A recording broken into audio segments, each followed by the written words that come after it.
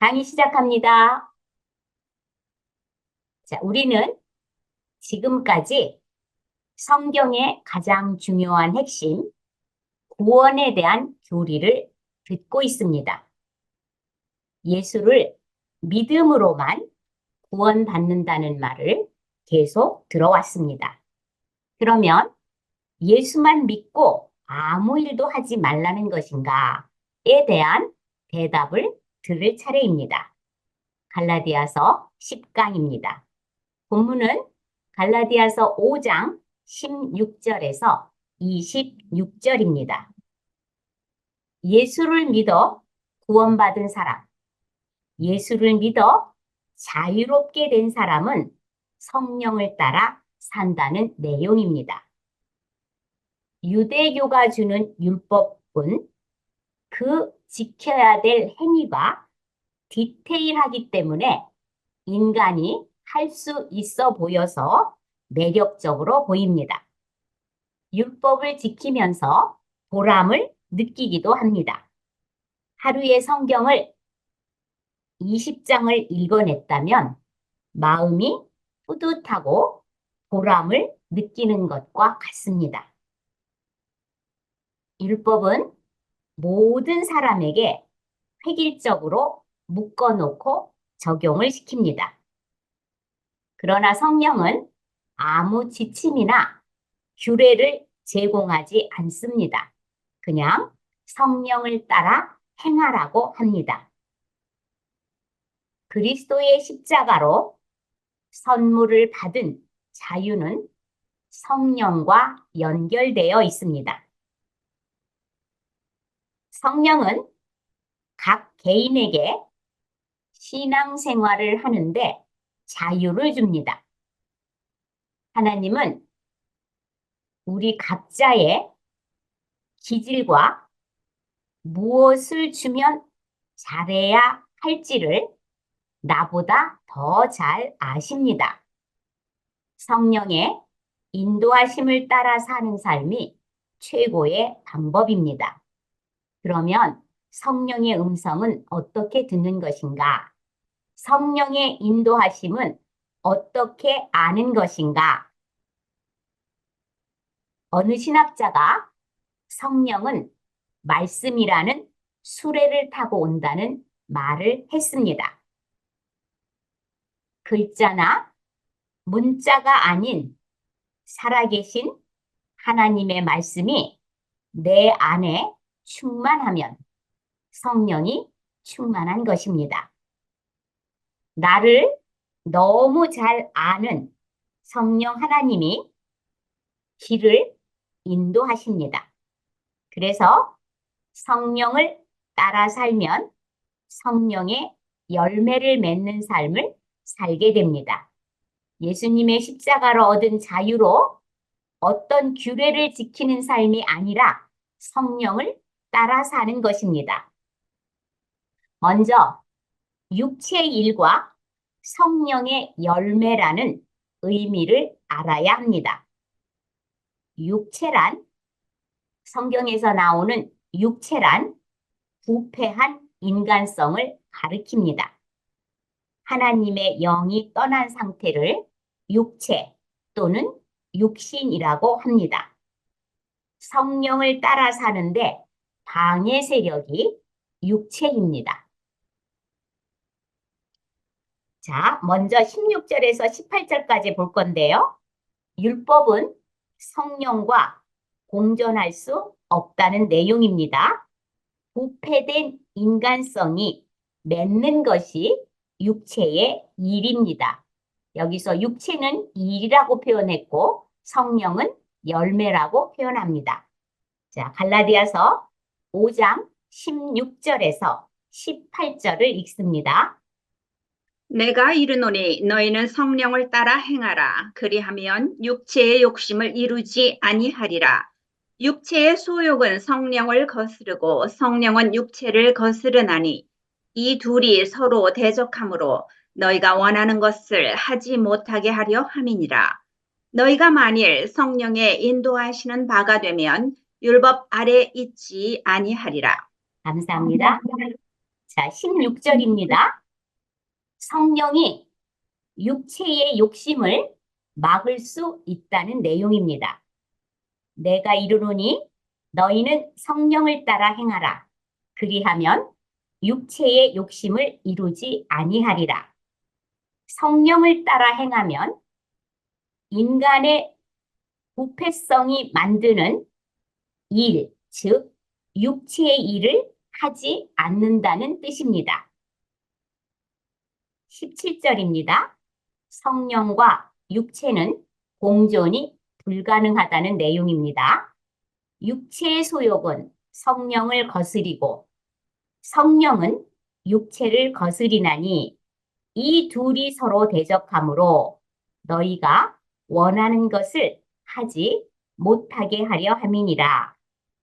자, 예수를 영접하게 되면 원래 나의 주인이었던 육체, 옛 자아를 따라 살려는 욕심과 내 안에 예수를 영접함으로 주인으로 오신 성령을 따라 살려는 욕심이 서로 갈등하게 됩니다. 육체, 우리의 부패된 옛 자아는 육체의 일을 하며 살고 싶은 소욕, 욕망, 욕심이 있습니다. 성령을 받으면, 성령이 내 안에 들어오시면 우리 안에 죄성이 드러내고 성령은 나의 죄성과 서로 부딪히게 됩니다. 공동체도 성령의 역사가 들어오면 그 안에 있었던 육체의 일들이 서로 대립하게 됩니다. 우리 안에 공동체뿐만 아니라 우리 안에도 예배 전쟁, 영적 전쟁이 있습니다. 우리는 그 영적 전쟁을 무시하고 잘 알지 못하기 때문에 매번 집니다. 주일 예배를 드리려 하면 주일에 제일 친한 사람이 골프를 치자고 전화가 옵니다. 그러면 어떻게 합니까?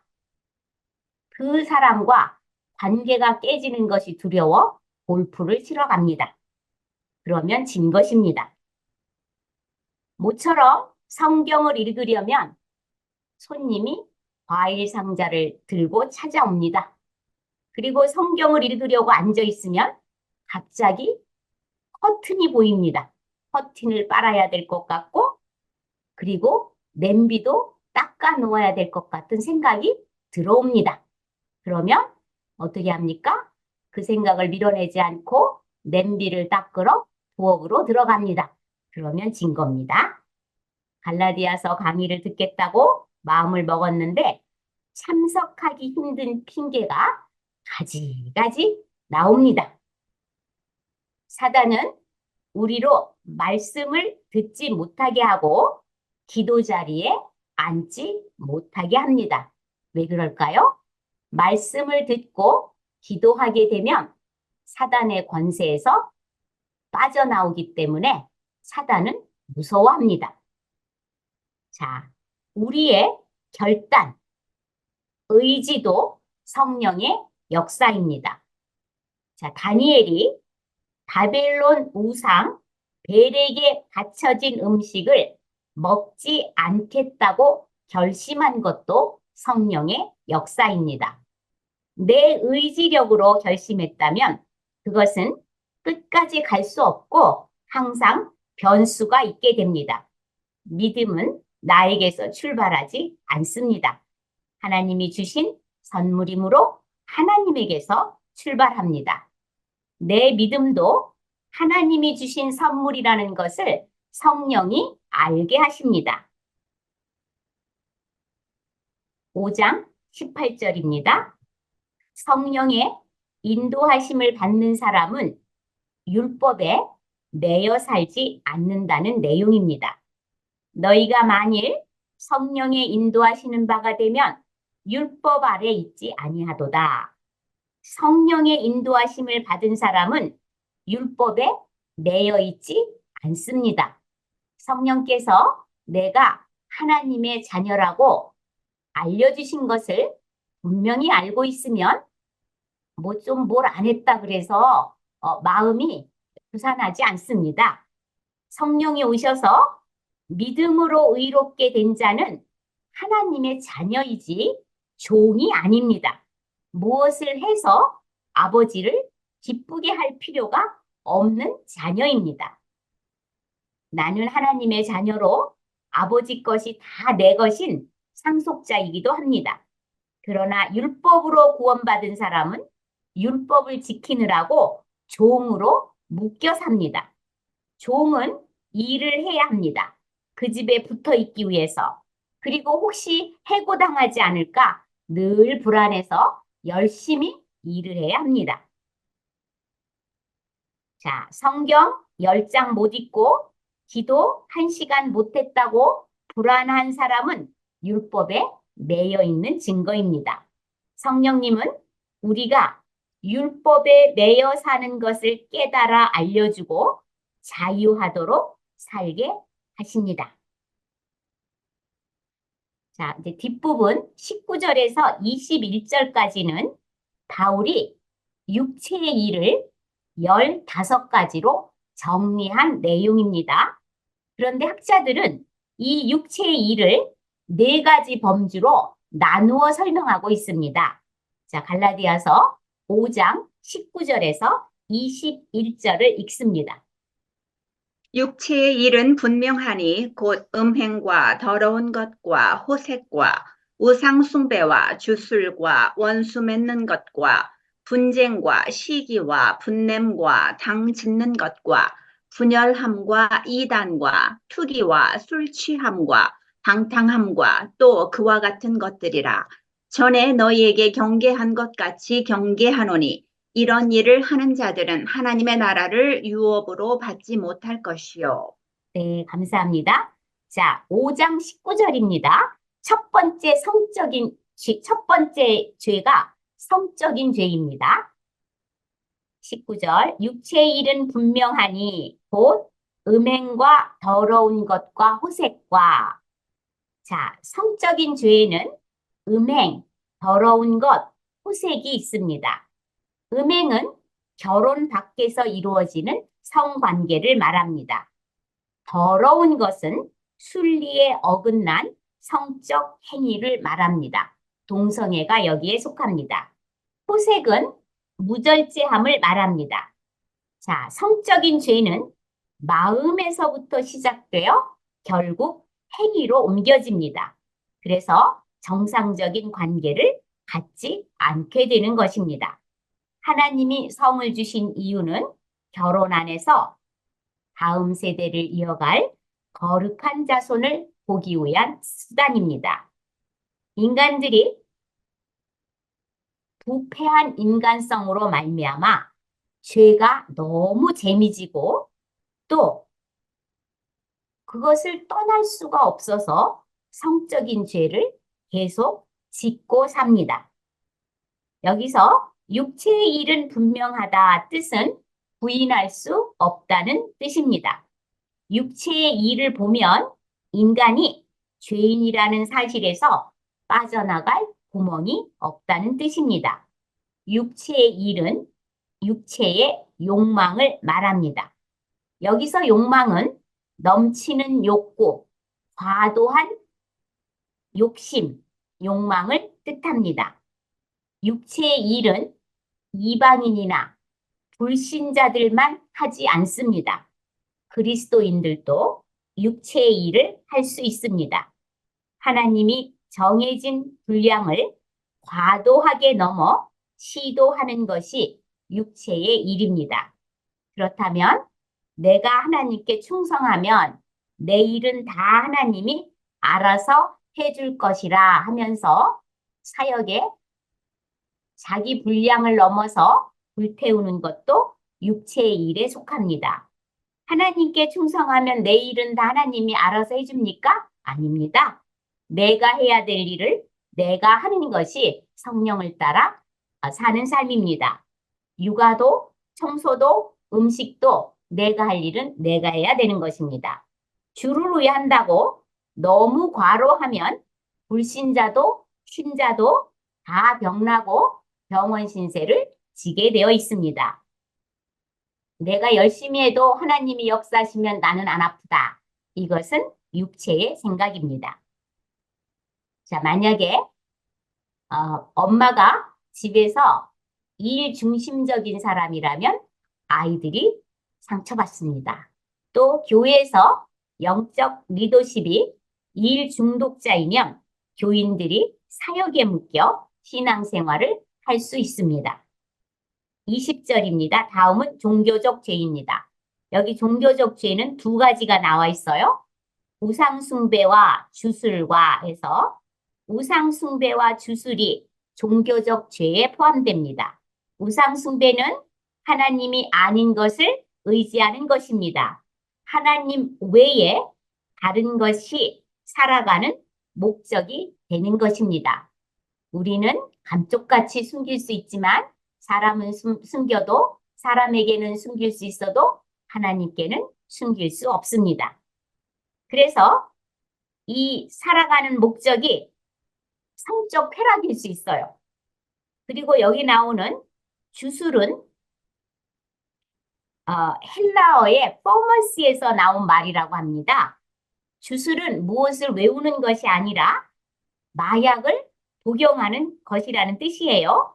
피를 먹고 약초를 먹고 혼미 상태에 들어가 환상을 본답니다. 그래서 우상숭배자는 이렇게 주술로 환상을 보고 그 추종자들에게 그 환상 본 것을 말해 주어서 리더십을 유지한다고 합니다. 자, 이제 여기 중요한 내용이에요. 20절과 21절입니다. 자, 20절. 공동체를 파괴하는 8가지 죄 목록이 있습니다. 원수 맺는 것, 분쟁과 시기와 분냄과 당짓는 것과 분열함과 이단과 또 투기. 자, 이 8가지 죄목이 공동체를 파괴하는 죄목입니다. 자, 이런 것들이 공동체, 가정과 교회와 직장과 심지어는 나라에까지 들어오면 공동체가 파괴됩니다. 바울은 갈라디아 교회를 분열시키는 이단, 유대주의자들을 육체의 일로 간주했습니다. 분류했습니다. 그런데 여기 보면 시기가 있죠. 이 시기가 공동체 안에 들어오면 이단과 똑같다는 내용이에요. 이단은 대단한 것으로 여기죠. 그런데 공동체 안에서 시기하고 분쟁하고 원수 맺고 하는 것들이 이단과 동급으로 이렇게 쓰여져 있어요. 자, 21절 거기 보면 방탕한 삶에서 오는 죄가 또 나와 있어요. 술 취함과 방탕함이라. 자, 술 취하는 것은 아주 기준이 모호합니다. 주관적입니다.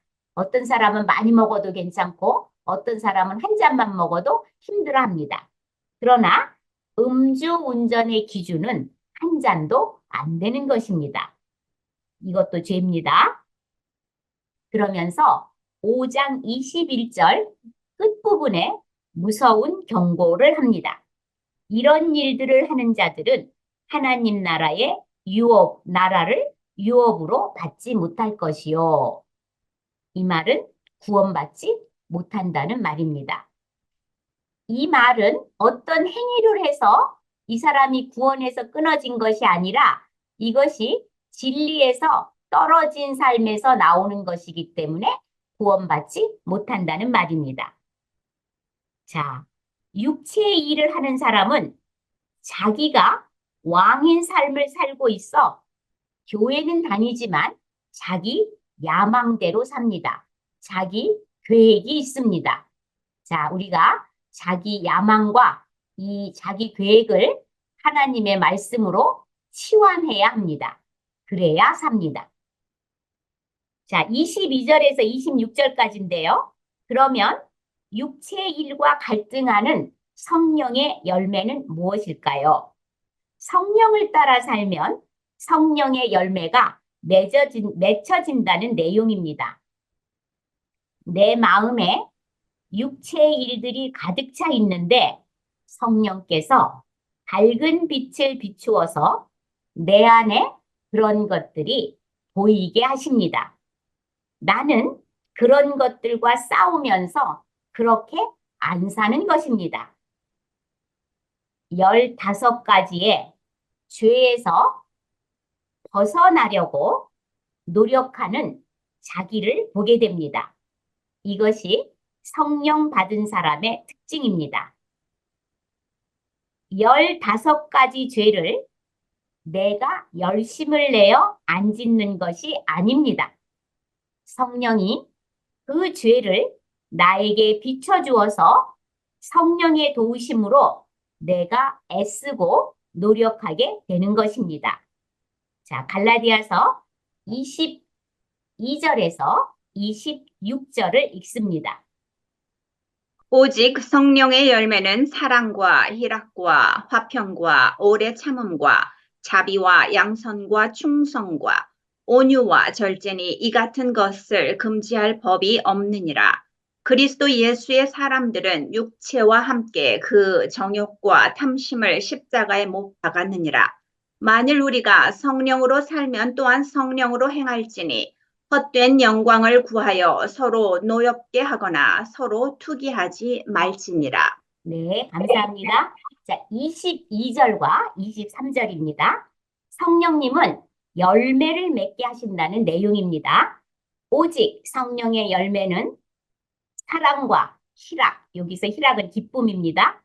화평과 오래 참음과 자비와 양선과 충성과 온유와 절제니 이 같은 것을 금지할 법이 없느니라. 자, 성령의 열매는 9개입니다. 육체의 일, 육체의 죄악은 15개입니다. 자, 15개, 그 죄악의 요소는 악한 생각으로부터 출발합니다. 성령의 열매도 생각입니다. 사랑, 기쁨, 화평, 오래 참음. 생각에서 시작해 행동으로 나타납니다. 성령의 열매는 9가지지만 성령의 열매는 단수입니다. 이런 성령의 열매는 내가 열심히 맺으려고 해서 맺어지는 것이 아닙니다. 우리는 그럴 능력이 없는 존재이기 때문입니다. 가지가 나무에 붙어 있기만 하면 열매가 맺히듯 성령이 우리를 예수 진리에 붙어 있게 해서 맺어지는 성품입니다. 우리 마음속에 예수님의 진리가, 예수님의 십자가와 부활의 그 진리가 우리 마음속에 심겨져 있어야 이 성령의 열매가 맺혀지는 것입니다. 자, 성령이 들어오면 이런 열매가 내 안에서 열립니다. 열매가 차례대로 생기는 것이 아닙니다. 희락은 빨리 생기고 오래 참음은 나중에 생긴다 이런 게 아니에요. 열매가 차례대로 생기는 것이 아니라 우리 성품 속에 사랑, 희락, 화평, 오래 참음, 자비, 양선, 충선, 온유, 절제가 우리 성품에서 막 나타나게 됩니다. 성령으로부터 변화가 시작된 것입니다. 인간의 노력으로, 즉 율법을 지키거나 할례를 받아서 인간의 부패성을 성령의 열매로 바꿀 수는 없습니다. 바뀔 수 있는 유일한 것은 오직 성령이 내 안에 들어오셨기 때문입니다. 바울은 갈라디아서 2장에서 성령을 받는 법을 이미 설명했습니다. 말씀을 들음으로, 믿음은 들음에서 난다고 3장 2절에서 우리가 읽은 적이 있습니다. 자, 하나님의 나라를 유업으로 받는 자, 즉 천국을 소유한 자는 성령을 받은 사람입니다. 유업을 얻었다는 말은 예수를 영접해서 자녀가 되면 하나님 나라를 자동적으로 상속받는다는 말인데 그 유업을 상속받은 자의 증거가 성령의 열매인 것입니다. 사랑, 희락, 화평, 오래 참음, 자비, 양선, 충성, 온유, 절제가 하나님 나라의 유업입니다. 성령의 열매를 통해 하나님 나라의 유업을 받았음을 우리는 이 땅에서부터 느끼고 누리고 삽니다. 성령이 없는 사람은 교회를 다녀도 계속 육체의 일만 생각합니다. 예수를 믿어 어떻게 하면 자기 비즈니스가 잘 될 것인가? 예수를 믿어 예수님이 도와주셔서 자식이 얼마나 잘 될 수 있을까로 생각하며 다닙니다.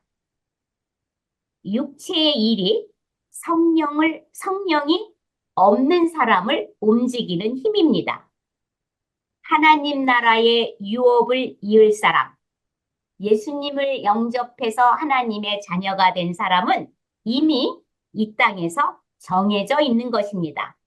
예수님을 영접한 사람은 하나님의 자녀가 되고 하늘의 유업을 이을 상속자가 되고 성령을 따라 사는 자가 되는 것입니다. 24절. 그러면 성령을 받은 사람의 특징은 무엇일까요? 바울이 설명하고 있습니다. 그리스도 예수의 사람들은 육체와 함께 그 정욕과 탐심을 십자가에 못 박았느니라. 예수를 영접한 사람은, 즉 하나님의 자녀가 된 사람은 그 정욕과 탐심을 본인이 십자가에 못을 박습니다. 본인 스스로가 십자가에 못을 박을 수 있는 것은 성령이 그 안에 들어와 계시기 때문입니다. 죄 생각이 나면, 육체의 일이 생각나면 십자가에 날마다 못을 박는 것입니다. 내 안에 들어와 계신 성령의 역사로 내 마음속에 일어난 모든 육체의 생각들, 죄의 생각들을 십자가에 계속 못 박는 것입니다. 그러면 망치를 들고 못을 박습니까? 그런 말이 아닙니다. 내 마음속에 그 생각들을 밀어내는 것입니다. 없애버리는 것입니다. 그 생각과 결별하는 것입니다. 정욕과 탐심을 십자가에 못 박으면 박을수록, 밀어내면 밀어낼수록 성령은 우리 가운데 더 힘있게 역사하십니다. 정욕과 탐심의 마음을 성령의 도우심으로 계속 밀어내면 성령이 더욱 강하게 역사하십니다. 성령이 계시기 때문에 자기 부인의 삶, 끊임없이 육체의 소욕을 못 박을 수 있습니다. 내 안에 성령이 있어 말씀에 순종할 결심을 하고 성령에 따라 살 결심도 하는 것입니다. 성령을 따라 살면 성령의 역사로 반드시 나의 삶이 변화되는 것입니다. 성령을 따라 살면 우리 가운데 사랑과 희락과 화평과 오래 참음과 같은 성령의 열매들이 풍성해지는 것입니다. 자, 내 안에 성령이 살아계신데도, 성령이 와 계신데도 벌컥벌컥 화를 내고 말할 때마다 욕을 하고 싶은 대로 다 말하는 사람, 하고 싶은 대로 다 행동하는 사람은 간이 배 밖에 나온 사람이라고 말할 수밖에 없습니다. 창조주이고 구원주인 하나님의 영, 성령이 내 안에 계신데 무시하는 처사입니다. 좀 살 여유가 생기고 경제가 생기면 끝도 없이 다른 것에 눈짓하고 사는 사람은 자신을 십자가에 못 박기를 싫어하고 죄를 사랑하는 사람입니다. 죄가 주는 재미와 쾌감을 놓을 수가 없기 때문입니다. 또 성령이 나와 함께 계시는데 매일 낙심하고 슬퍼하고 사는 것도 성령을 무시하는 처사입니다. 말씀에 아무 염려하지 말고 기도와 간구로 너희 구할 것을 감사함으로 아뢰라고 하셨는데 그렇게 해주실 전능하시고 나를 사랑해 아들까지 주신 하나님을 신뢰하지 못하는 것입니다. 성령님은 너무나 인격적이어서 우리를 억지로 끌어당기지 않고 변화되기를 기다리십니다. 정말 자녀와 남편의 구원을 위해서 열심히 기도하지만 그 기도가 늦어지는 것은 성령 하나님은 너무나 인격적이어서 아들과 남편이 어느 날 성령의 은혜를 받아서 자발적으로 하나님 앞에 오기를 기다리시기 때문입니다.